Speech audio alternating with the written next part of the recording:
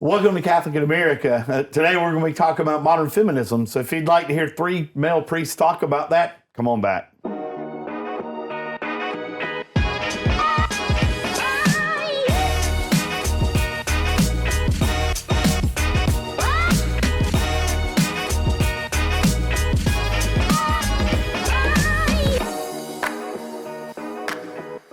Welcome back to Catholic in America. Today we're talking about modern feminism and what it is. And so I have some questions I'm going to read off for the guys to respond to. Right. So here's the first question. Oh boy. Yeah, here we go. Y'all ready? I mean, three guys talking about, here we Modern go. feminism. Yeah. So Taylor Swift is very influential amongst young women and men.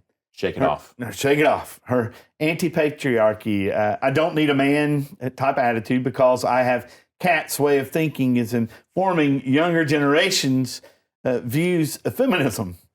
Is this what modern feminism has become?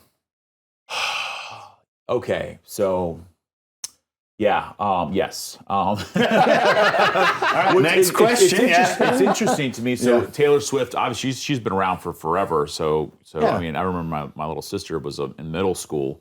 That's when I first heard of Taylor Swift. Yeah. Way back in the day, where she's talking about Romeo and Juliet getting married or whatever it was. Yeah. In her songs. We were Right so away and all that, young. yeah. Yeah. And I guess she's just kept on cranking out songs since then. Some people have very strong reactions to her, positive or negative. Yeah.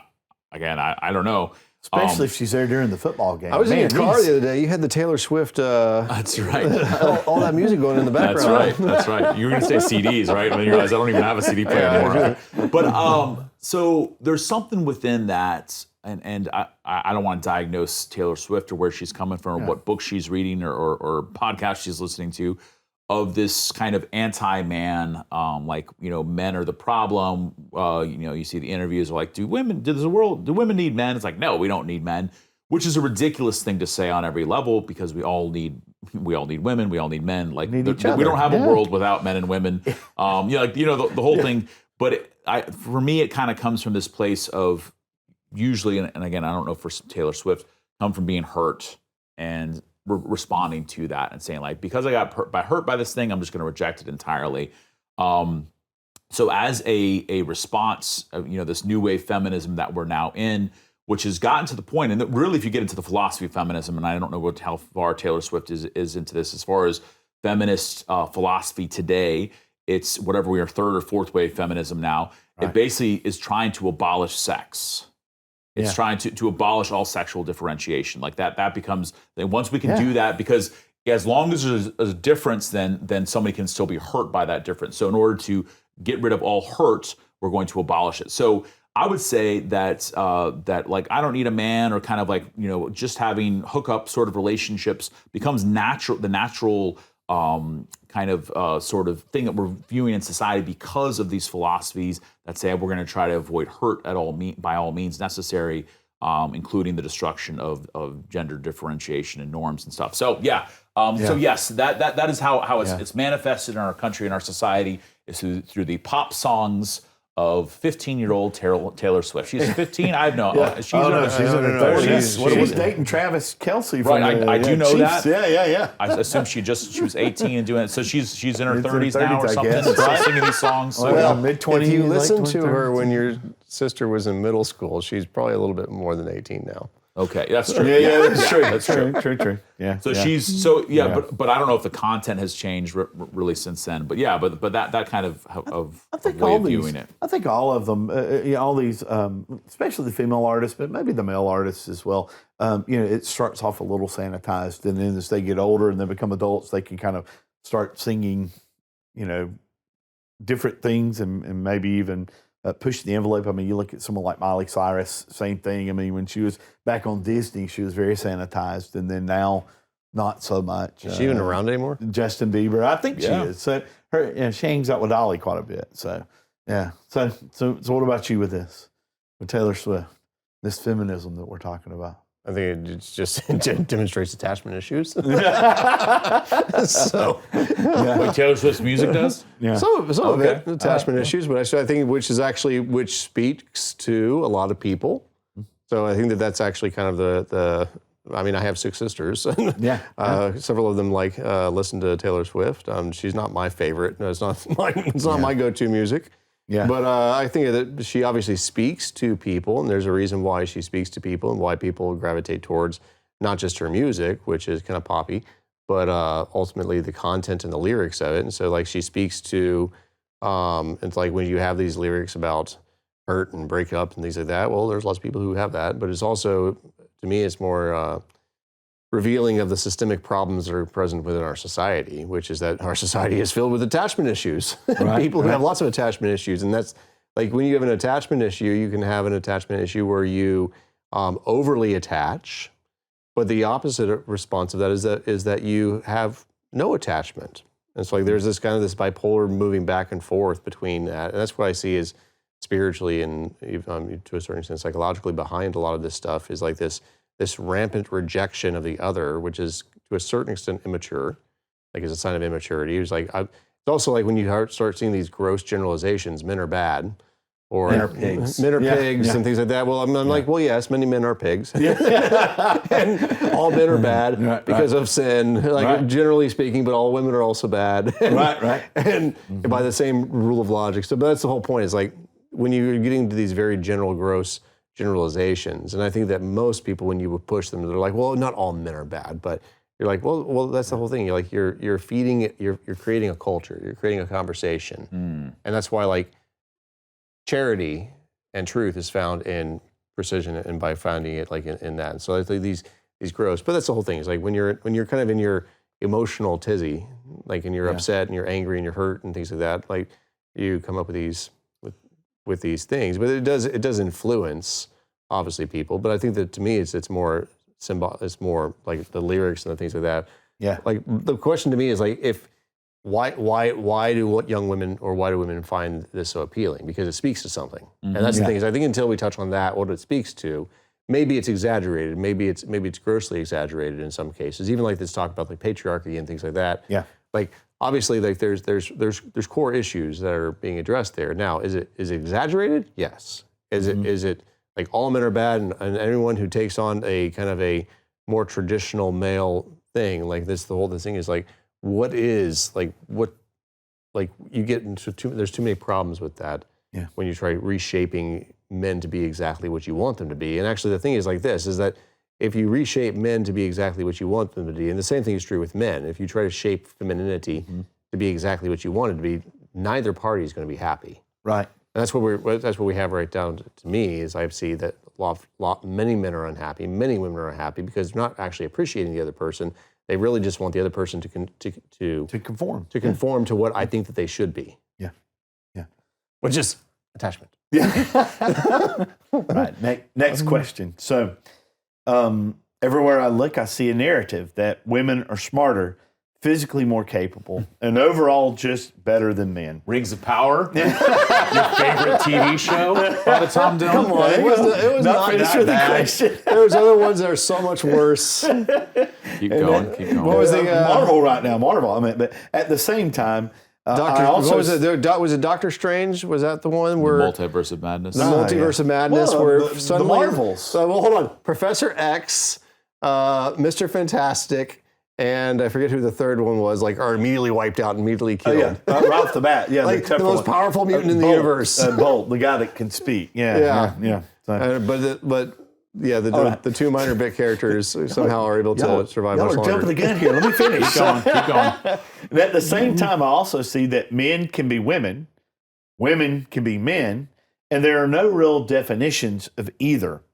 How can we interpret feminism in light of this? And that was something you touched on. And I think people do not realize where the modern feminist queer theory, all these different these were the actual philosophers on the front lines of these philosophies and of these worldviews that are dictating policy, that are dictating next steps, that they have clear desires in mind. They're guided by Marxist principles. that feed them, which is always about a class and power struggle. They view all of human history and all of civilization through that lens. They've transferred it to the male-female power struggle, and so you try to cancel those things out as much as possible, which is where modern feminist theory goes in. Again, that's a gross oversimplification, but that's there. A lot of people, when you reduce everything to power and the transmission of power, and it's just one power thing over the Well, no, but for most people, that's not what they're thinking of when they're thinking of feminine. They're thinking of women have rights, women can have different jobs, women should be able to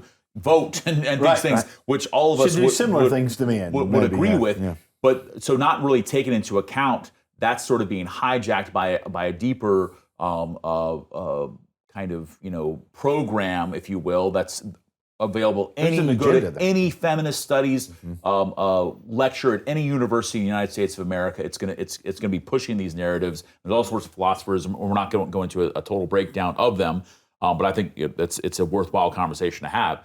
So yes, that is present, that is there, and that is driving the narrative. And the easiest way to do that is to tear down men so to build up women, which makes for, as we've seen, movies and stories that do that become inherently less interesting. Yeah, become inherently, like, again, that's one of the reasons that we joked about Rings of Power. I find it very Galadriel is a very uninteresting character because she's an idiot who never does anything wrong and is the most powerful person in the world and is constantly belittling other people. She's basically behaving how bad descriptions of men would be. This guy machismo. Remember, machismo is a thing. It's still prevalent in some areas and some cultures and things of like, I can do no wrong. I'm a man. You have to listen to me because I'm a man. That's now been transferred to women, which is just as obnoxious. So what is female machismo called? Toxic femininity. We got to come up with a better word, don't we? Yeah, we got to come up with a better word. I'm not really sure, but it's to me, it's just to be like, you're right because you're this thing. Because, and this gets the Marxist sort of stuff. Wrong, but if you're a persecuted party, then you're right no matter what you do. Yeah. If you're the part of the proletariat, it doesn't matter what you do. It doesn't matter how many countries you burn or people you kill or gulags you set up, because you're part of the proletariat, it's now justified. And that's just now been transferred to a woman can do no wrong, which again, it was horrific when whoever might have thought that for men. It's just as horrific when we do that now for women. We understand it. I can understand it where women who have been hurt by men. There's been a lot of men who have done that. There's been a lot of systems that have reinforced that. God have mercy on us, and those things need to be looked at. But there's something within that I think is accepting a premise that leads to bad art, it leads to bad policy, it leads to bad movies, bad TV shows based on a beloved work, the best works of fiction of the 20th century. Well, it raises all kinds of questions too. I mean, so you have this crossover, these transgender crossovers that's happening with transgenders who are biologically male going into female sports and then back the other way. And then you start asking, well, then why do we have men and women's, sports? I mean, that's the question at this point. Why do we have NBA and the WNBA? I mean, you start asking all these questions, and it's like, well, don't pay attention to that. Just keep going with and so you're at some point, you're like, this is, it starts becoming so illogical. You're not really for sure where we are or what we're trying to do with all of this, except that, like you said, there is a particular agenda. There is a philosophy that is driving this, and it is not what people have signed up for. People have not signed up. People that want their daughters to have opportunities are not the ones who are saying men should be able to compete in women's sports. Right. That's not the case here. But in a sense, when they're accepting these philosophies, they're accepting this other whole backside to it that is basically has an agenda of eradicating sexual difference, eradicating fatherhood, eradicating all these things, and that's there. And I'm not saying that individual people. I'm not saying Taylor Swift wants to do that necessarily. I'm not saying that people who are advocating for women's rights necessarily want to do that, but that philosophy but there's is a segment of it that's very true. I mean, like again, a little Title IX. I mean, this absolutely against Title IX. I mean, for colleges and everything that was fought for several decades to try and help women have some of the very similar things that men do, the same opportunities, is starting to be muddled, like you said. So, Tom? I agree with this, man. Almost everything. Okay. Exception, I would say that Rings of Power is not that bad. Yeah. Not as bad as he's making. Not as bad as he's making it out to be. There's some ridiculous I parts. He's almost convinced me it's pretty bad. I hadn't seen it yet. So, all right. Can I just point to a point of this? And this, well, again. Rings of Power? No, Wheel of Time, another good thing. Here's an example That was of terrible. this. Wheel of Time, which is a fascinating Robert Jordan. It's a huge fantasy epic. And like the whole basis of the Wheel of Time is the difference between men and women. Yeah. And the which I've read all of those. Have you read all of them? I'm like on number 5 right now. I've read all of them. So even to Sanderson. the basically like the fights between the men and women, the struggles, the tensions, the use of magic, all those sorts of. So then they come out with a show, and this is a show just came out on the whatever, a couple years ago, Wheel of Time. And the very first thing that they do is get rid of that difference. They say like... No, the show was created by the Red Aja. Well, that would make sense. Now we're in nerd territory here. Red Aja, which does not want men at all. Oh no, but I'm saying the show was designed by Red Aja, so I'm just like, okay, so the Red Aja, it's their day right now. So it's just fascinating to me. So this affects everything. So if we just lost you, that's okay. We'll pull you back in now. All right. So next question. So this is I've heard this. Modern feminists blame white settlers for the existence of the patriarchy. And so the feminist movement has become anti-white. So how did this happen? I mean, the question kind of tells you a little bit, but how did this happen? It happened through gross overgeneralizations and intentionally deceptive language where you grossly overgeneralize things and you point out things which you can use these little small things to create this new narrative. Yeah. So that's what I'm saying. It's like, yes. But the whole thing is like there's also behind this is there's an extremely anti-Christian ideology, because also when you say patriarchy, right? Yeah. That's a distinctively Christian. Right. It's going after, like they'll say not, but it's because who are the patriarchs? Abraham, Isaac, Jacob. Sure. It's the foundation of Judaism as well as of Christianity, which has been the predominant culture of Western civilization. Now we have this whole, we hate ourselves, and we hate everything about ourselves, which is like, to me, it's like this pubescent, like I hate everything about my parents type mentality, and everything that they gave me, and they're bad and evil, which is like this extremely emotional, ridiculous exaggeration. So they'll pull everything out of context. But it's this reworking of history as well. Yeah. So it's just that we're going to deconstruct history. We're going to reshape history to be whatever we want, even when it's not historically true. Right. And you're pulling things out of the historical context. Like you're pulling things out and interpreting things in a way that people would have never, it wasn't even understood that. Right. Like, you didn't even have concepts like that. So it's like the complete refashioning and reinterpreting of history according to rules that are fluid.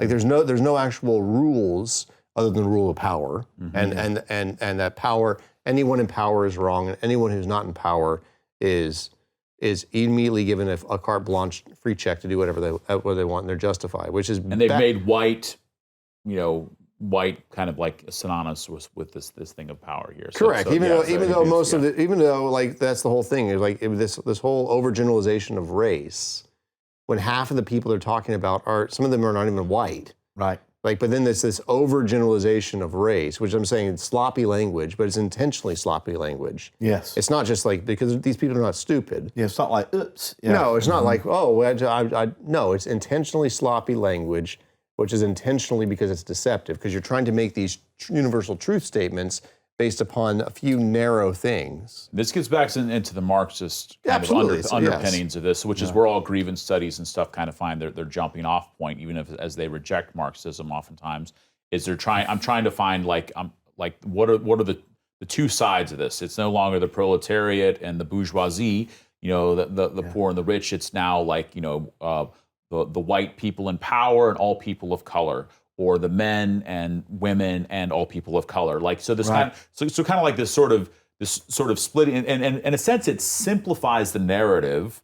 I can understand this. I can see, and then I can also, it not only does that, but it allows us, when we're talking about it, to immediately say, well, I'm a good person.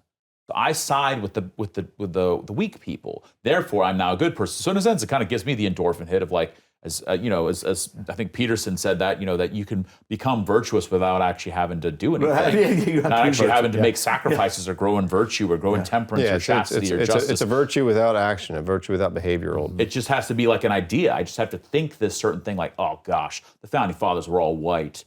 Like they're terrible. And it's like, okay, now they might have done certain things, particularly if we're viewing it through today's standards, that we would disagree with. Might have wrote certain things, had certain practices, kept slaves, all these different things. Be like, yeah, absolutely.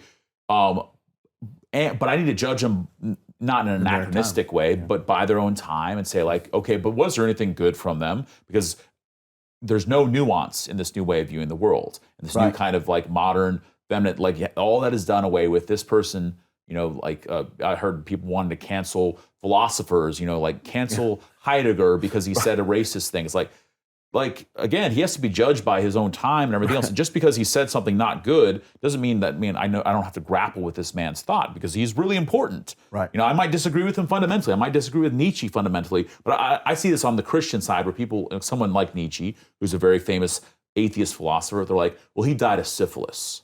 Right.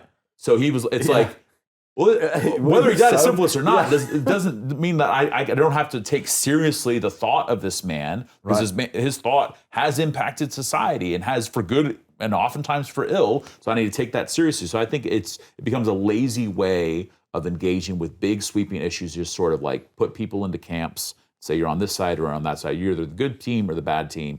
And right now, sort of the prevalent thing is like white men are bad. Now, have atrocities been committed by white men who, even those who profess to be Christians for a very long time throughout history? Absolutely. And it's not about what about other people, but just recognizing that that's a sin problem and needs to be dealt with at that level. Yeah.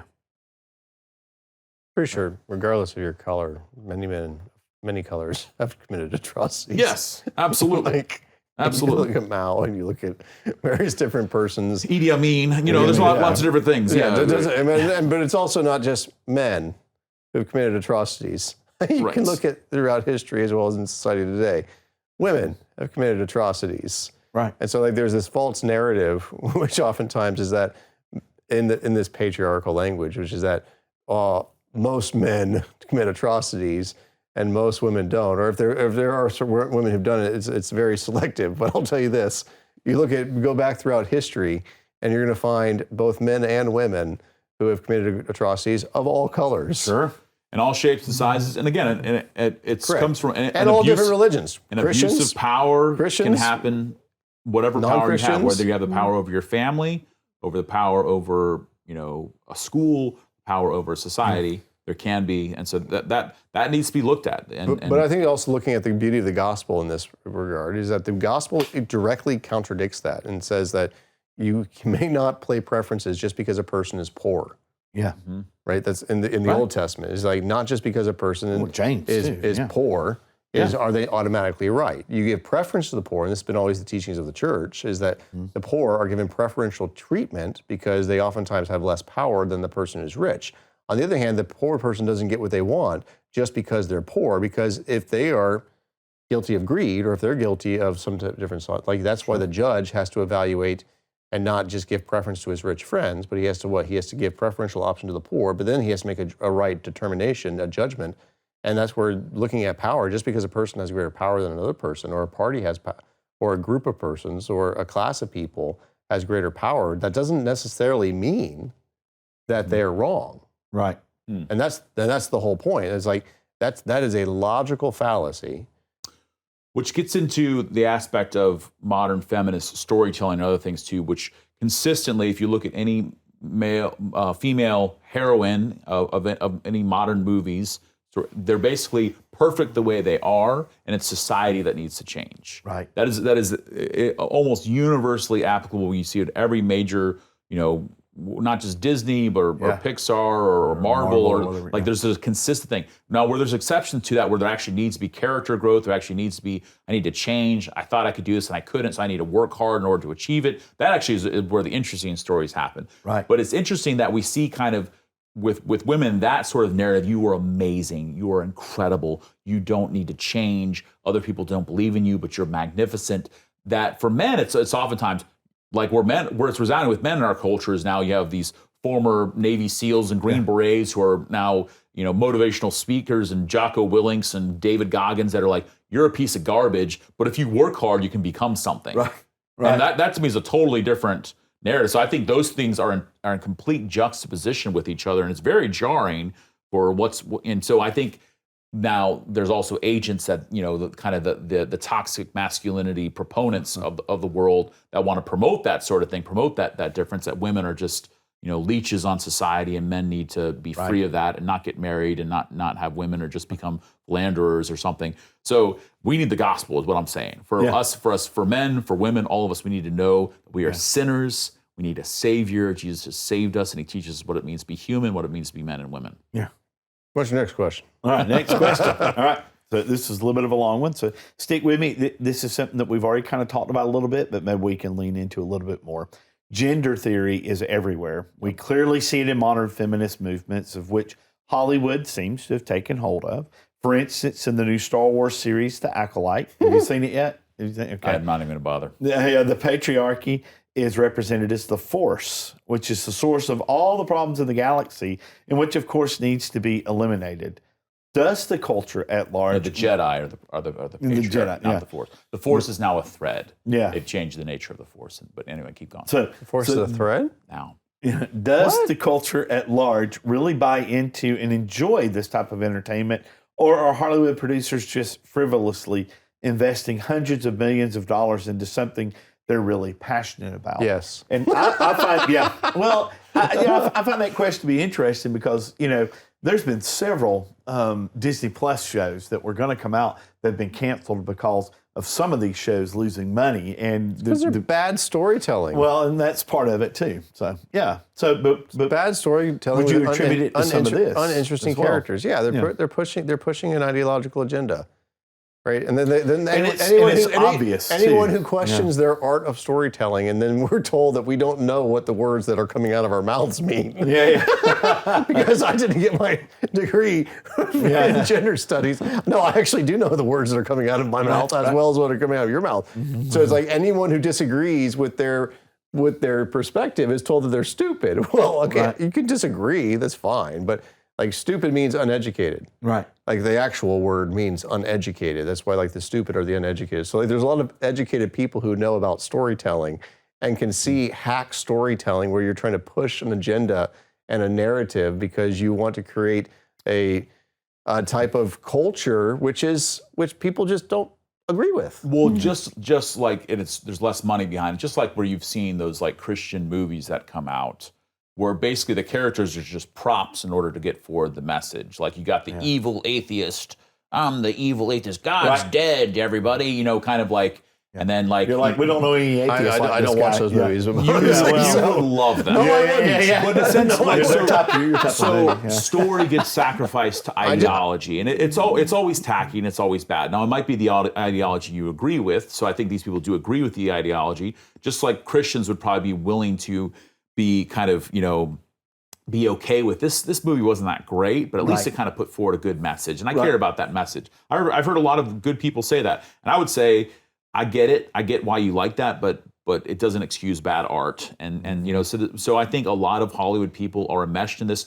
You're a good person. This society of Hollywood that is immersed in dehumanizing, abusive techniques and stuff. And so where they pretend like they're outraged when a Harvey Weinstein story breaks, even though that's what the whole Tinseltown's been built on. Yep. That like I can now be good because I put forward this story that empowers women, or that has a woman main character who doesn't have any faults or failings or flaws, or in the new Acolyte thing where you have a coven of lesbian space witches as they're described that create a twin girls without a man. They just create them by the thread, which is the Force, and that's an actual plot point from that. Sorry to spoil episode 3 there for you guys. I haven't seen it yet, but that doesn't spoil it. That's what's going on. So in a sense, it's so blatant. It's like, we're not even trying to be clever with this or trying to, and then the Jedi are seen as kind of the patriarchal kind of controlling factors here. So to me, it's like again, you could do a feminine hero who is amazing and good story writing, and people will see it. Yep. But I don't think people are actually paying money for this, and it kind of shows. So yeah, and that's why they're starting to possibly cancel some of these things. So, well, it's uninteresting. Yeah. It's not interesting. It's not interesting. It's uninteresting. It's just like if there's actual struggles, you actually develop as a person. There's actual character arc, whether you're a man or a woman.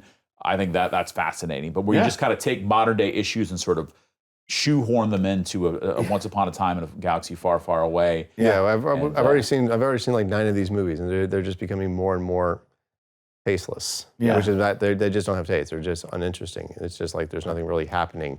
Other than I have to pass them on the back. But I would like to just like point out one little thing, at least this is my perception on some of this stuff.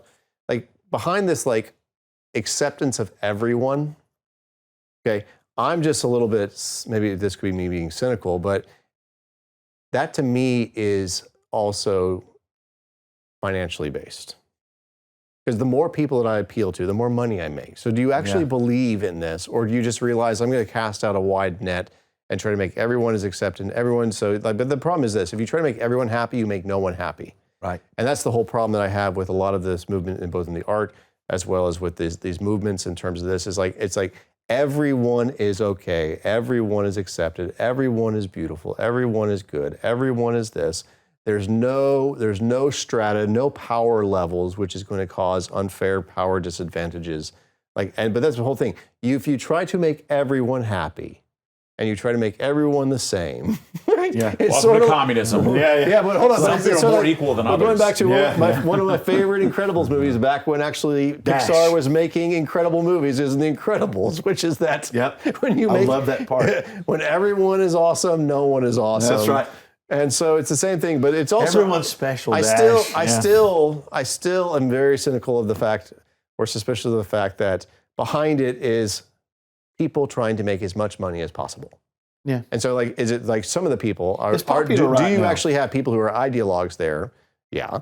Who are trying to push their narratives and agendas and making bad narration. But then you also have people who are looking at if I can get as many people to go and see this as possible, and I can hit as many sectors as possible, and I can make as much money as possible. And so really, I don't really care about the art. I mean, or we can't make that kind of a movie anymore. Now we have to make this kind of a movie. Yeah. Yeah. Yeah. So I still think that behind the scenes, they still want to make money. I agree. I still think that behind the scenes is Mammon is still behind the scenes in some of this, which is about money. Or is social clout now more important than money to some of them? But social clout is important because it also garners money. Well, yeah. All right. So this last is a set of questions. So follow me here. Are men really evil and useless? What do they really offer? I mean, I think that's what's coming from some of the modern feminism. And then are guys willing to cooperate and disenfranchise everything about their masculine identity, really invest in modern feminism? I would say men aren't useless. Men aren't all evil. I think we're all fallen. We're all affected by sin. I think so we're all in need of conversion, every single man. And I say this, on our show all the time, that men are called to be who God created them to be. They're called to lay down their lives for other people, to use their strength to protect and defend the weak, to be complementary in their relationships with women, and generous and chaste and all those things, grow in virtue. And when we have that, we have a better society, both for men and for women. So that aspect, are men willing to divest? It's interesting to me how as much as people put on a face for this, when you have let's say Hollywood studios, we've been talking about Hollywood and stuff, of like, oh, we're all about women, we're all about women's empowerment, that those become the place when you peek behind the curtain that have the most horrific abuses of women going on, that have institutionalized sexist, misogynist kind of practices, that fuel and funnel money into things like pornography, which is the ritualized, materialized abuse and trafficking of mostly women. So in a sense, it's kind of like people are willing to say all sorts of things, but if they're not talking about their own conversion, then it doesn't really mean anything to me. So I think that that's the main problem with this. Why I say no, they're not actually willing to divest themselves, because the philosophy in and of itself is not about divesting. It's basically about shifting blame. Yeah. As long as I can shift the blame to something else, like, oh my gosh, I know we've had this history of this, misogynistic practices. That's so awful. The force is female. Women are everything. They're the most amazing, perfect creatures in the world. As long as I say all those, you tick those boxes, then your own heart doesn't have to change. And I say, actually, no, your heart has to change. Yeah. And that's we're in need of a heart transplant, and that's what only the gospel can give. These philosophies can't give it. Yeah. So no, men aren't going to change, no matter what they say on the outside, or no matter what they do in order to stay in power or to get something out of it, whether it's a relationship with a woman or being the head of a company. So the old saying, a man will say anything to get what they want, almost. Sure, absolutely. And the one thing that counteracts that is like, Lord, have mercy on me, a sinner. Yeah. Is actual repentance and conversion. Am I supposed to say something? If you want to. I think that men are oftentimes content to let the women do things for them until they become so miserable that then they have to stand up and do things. Mm-hmm. So I think that for the most part, we live in a very passive society. We live in a very, where mediocrity is championed. Tolerance is just another word oftentimes for mediocrity, which is don't shake the boat, don't do anything, don't. But in the presence of mediocrity, of so-called tolerance, you also have people who become more and more miserable. Yeah. And that's the thing, is that mediocrity, stagnation doesn't actually make people happy. And it doesn't make men happy, and it doesn't make women actually happy. And that's the whole thing. Is like, in this, the only way they actually find happiness for both sexes is when both sexes are striving for excellence. Yeah. And that's where they're both urging each other to greater and greater excellence, believing in each other at the same time. And that's the whole point. Like, when you lose faith, and it's not just like, we don't just need to have faith in God, we need to have faith in each other. And we need to have faith in humanity. And we need to believe. And that's actually one of the greatest things that actually men need, psychologically and spiritually. There's tons of studies on this. But the point being is, men need someone to believe in them. And that's why, a boy needs his father to believe in him. And actually, the greatest thing that actually a man needs is he needs his wife to believe in him. And when you have a man who has someone who believes in him, he's capable of awesome, extraordinary things. When a man doesn't have anyone who believes in him, he will sink into sloth and mediocrity, and he won't be happy, and he'll actually make everyone around him miserable. Yeah. But the same thing is also true for women. Women need people to believe in them, and it doesn't have to be at the expense of the other. It's actually when we have mutual faith in the human race. And that's the problem with that I see behind a lot of this. Complementary. But when you have no faith in half the human race, or with the entire human race, then we are stuck in stagnation, and we're stuck in mediocrity, and nothing is, but you're also not going to be happy. You might be comfortable, but comfort is not the same thing as happiness. And that's the thing, is I think that people are actually starting to wake up and recognize this is miserable. It's a miserable social situation. It's a miserable society. It's miserable relationships. Many people and they're looking for something to bring them out of their misery, which is one of the reasons that the depression rate is so high. At 30% of Americans, which is the richest place on the planet, 30% of Americans, where we have more. If you own a computer, you have more wealth and luxury than King Henry VIII did in England when he was king. So yet, how are we so bloody miserable? Why are so many people miserable? It's because, and now people are looking for relief from their misery, and they're looking at all the alternative lifestyles and all the alternative things out here, and it's only a slow gradational decay into even further and further meaninglessness, because they can't find the meaning that they're seeking. The meaning is obviously found in the gospel. It's found in Jesus, but it's also found, the meaning is found in the opposite sex, believing them. Men need women, women need men, and they also need to believe in each other. And all this garbage which is coming out, which is actually that you have to crush one down and that you can't actually elevate the other one up, right? It's the death of culture. But it's not the death of the human race. It might just be the death of our culture if we don't recover. But the recovery is when we start lifting people up. And women need to lift men up, right? And men also need to lift women up. And it's this mutual lifting up of the other, which is also believing in each other. And stop this this stupid overgeneralization, which is not true. Like, and that's the thing. Most people, when I talk to most people, I don't think that actually most people buy into this. Right. I think that there's a small segment of really loud, obnoxious people who are pushing it, but I think that there's a lot of mediocre people who are just slipping into, I'm just not going to rock the boat. Right. I'm not going to shake the boat. I'm not going to rock it. I don't really want to have a fight with my mom or with my girlfriend or with this over here. A lot of people just don't believe it and buy it. They're just like, there's an element of truth. There's two sides to every story. Okay, but the vast majority of people, I really do believe, like, don't actually believe to the extent that it's being pushed. Mm-hmm. Like, they might believe pieces of it, but until we recover that, which is, I think, to me, it speaks to a faith in each other. I think that we're just going to keep getting more and more of this. But that's where I think that the best thing that we can do to bad storytelling and things like this, as well as, is not buy it. Yeah. And because that will speak to the people to give me something of better content. So that was the last question, and so let's end here if we can, Father Michael. Does God have a plan for men and women, and how does it stand up to Taylor Swift's plans? Oh, yeah. We'll use their quotes for Taylor Swift. And let me just say too, for someone who is all in with this, who is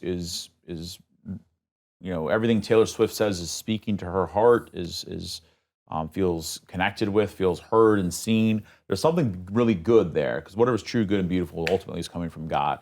And I think being able to maybe extricate that from the lies of like, that all men are evil, that in order to be protected, you have to destroy any sort of threats to you, or tear down all gender differences. In a sense, we can take the good of being heard and seen and felt and validated, and that you were hurt by this relationship, and this is what it feels like, and someone knows how you feel, and you're not alone there. That's awesome. And so just kind of maybe speaking to that, but God's plan is not only to just fix all the stuff around us, is to fix our hearts too, to bring the healing and redemption, and God can do that with everybody. So I would just invite anybody who's maybe hurting, maybe sees God as part of the problem or part of the patriarchy, or to if you want to just try this out, you don't even have to tell anyone who did it. Say like just a simple prayer: God, I invite you into my life. Jesus, I invite you into my heart. Holy Spirit, come into my life. Just to say that prayer and just to see what God does. And I think he's got something good in store for them. Yeah. Well, thank you for joining us on Catholic in America for this important topic. We always appreciate when you're here, and we'll see you next time.